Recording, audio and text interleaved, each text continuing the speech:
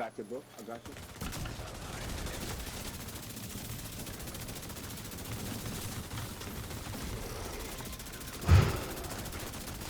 I hope you I guys got killed something all of for them. that thing. What, they got pink building? Let's see if they got a little pink building. You want to What? Did you guys just kill them all? build? Hell yeah. Yeah, Like top we top killed them all. We fucking slaughtered every single person there. Hello. I thought I would talk about two of my favorite Hunter's Fury builds. I've been using these for quite a while, just never got around to releasing them. This is my Bighorn Headshot Hasbro build that I run when a lot of people are running like Iron Lung or any of that kind of stuff. So it's Ninja Bike backpack with a headshot mod, and all my Hunter's Fury pieces are rolled headshot with headshot mods. This is a Yawl holster rolled Hasbro headshot, and it is a Golan chest with Hasbro headshot unbreakable.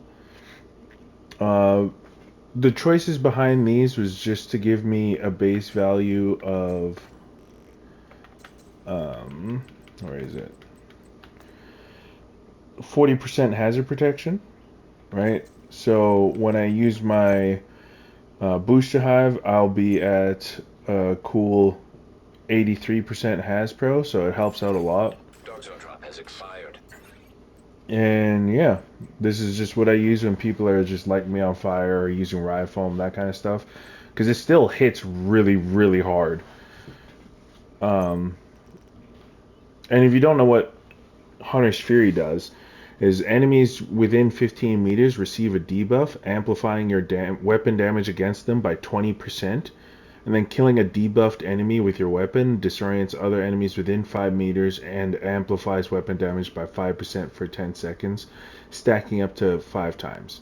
So you can get an additional 25% amp damage, putting you at 45% amplified weapon damage to targets within 15 meters.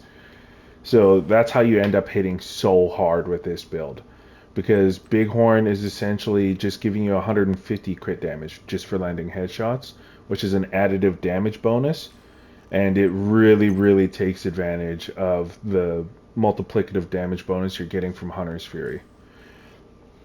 And yeah, so you get a little bit of Hasbro, a little bit of armor regen.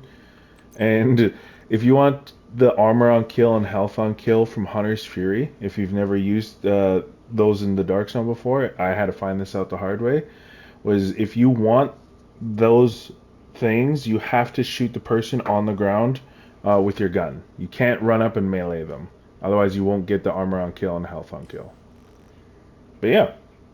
Well, that's also the same thing with the Hunter's Fury buff for killing enemies. You only get that one when you kill a downed agent, and you only get that by shooting them. You cannot run up and hit them with your fist. Otherwise, it won't work. And there's a few other ways that you can set this up if you still want to run this and no one's running like status effects. Uh, there's another chest that you can run. Where is it? So I usually either run a Fenris chest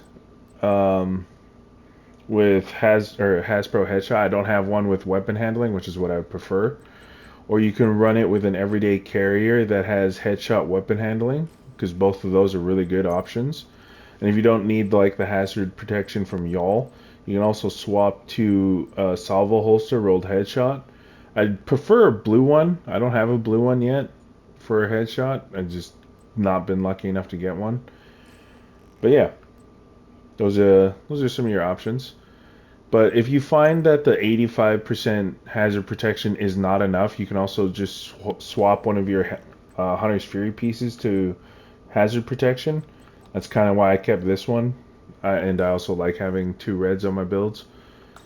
And then the other Hunter's Fury build that I've been running in the Dark Zone is a Backfire Catalyst build. So all of my pieces are rolled critical hit damage. And the only one that's rolled critical hit chance is my knees.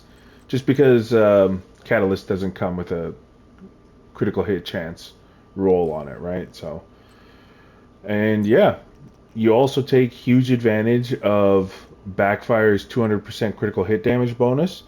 So without any Hunter's Fury stacks, once you're full backfire stacks, you're critting for about 300k to people's bodies. And once you start getting like those Hunter's Fury stacks, you start hitting way too hard. And the backpack is strangely useful. This is the only time that I would recommend running the backpack on Hunter's Fury, because it increases the radius of the disorient from Apex Predator from 5 to 10 meters. So you can make a lot more people drunk. And if you don't know how Catalyst works, it's kind of simple. All it really does is if someone is suffering with status effect, either you or one of your opponents, and those include burn, bleed, shock, EMP, disrupt, poison, and blind disorient, build stacks of Catalyst up to 12. Each stack is worth 2% weapon damage and 2% status effects, which means you max out at 24% weapon damage and 24% status effects. And enemies that are suffering from those give you 1 stack a second. If you're the one suffering from them, you get 2 stacks a second. That's why backfire goes really good with Catalyst, because it makes you bleed, which gives you Catalyst stacks. And then if you kill someone at full stacks, you gain bonus armor and reload speed. But that's if they're suffering from a status effect, so you don't pull that one off all that often on this build, unless you can somehow kill someone within 5 seconds of being drunked from your Hunter's Fury stuff. So you don't really get the bonus armor reload speed on this build too often. And the fact that you can still aim while burning is also incredibly helpful for Hunter's Fury. And the skills that I run on this one is Decoy and a Firebomb Sticky. 1, to help out with Catalyst. 2, because Firebomb Sticky is one of my favorite skills. It is incredibly helpful for letting you close the gap, because you just pop shot someone with your firebomb, and they're now on fire, can't aim back at you, and they're staggered. So you get that chance to try and close the gap to get within 15 meters. Yeah. This build is a ton of fun, and I've loved using it for quite a while now. So y'all have a wonderful day.